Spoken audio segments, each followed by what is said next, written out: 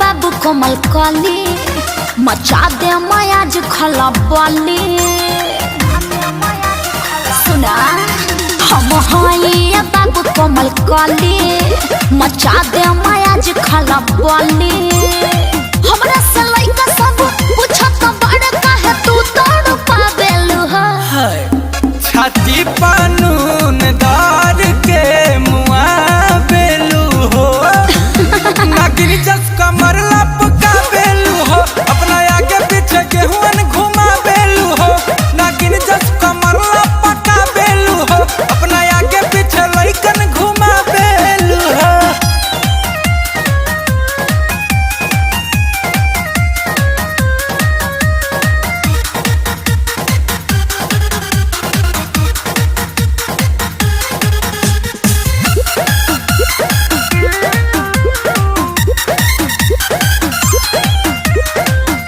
हम समुंदर हई हो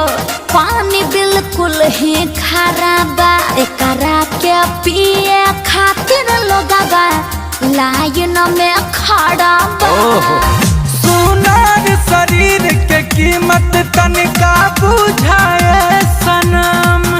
राह चलत काहे बनावा तारू अतना दुश्मन सुना कौन छोई छोई जे मुई जनी कह हड़ का बेलू हो समझ छाती पानून दार के तड़पा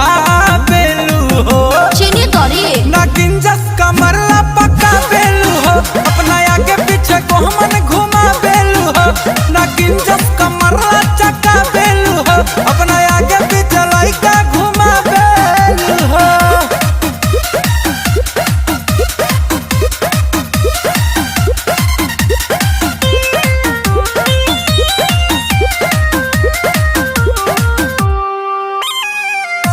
कतने रंग बाज के नजर तो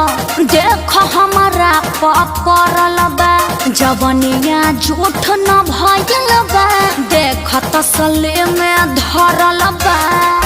गुंजन तो तोहर करी है हो जवानी के उद्घाटन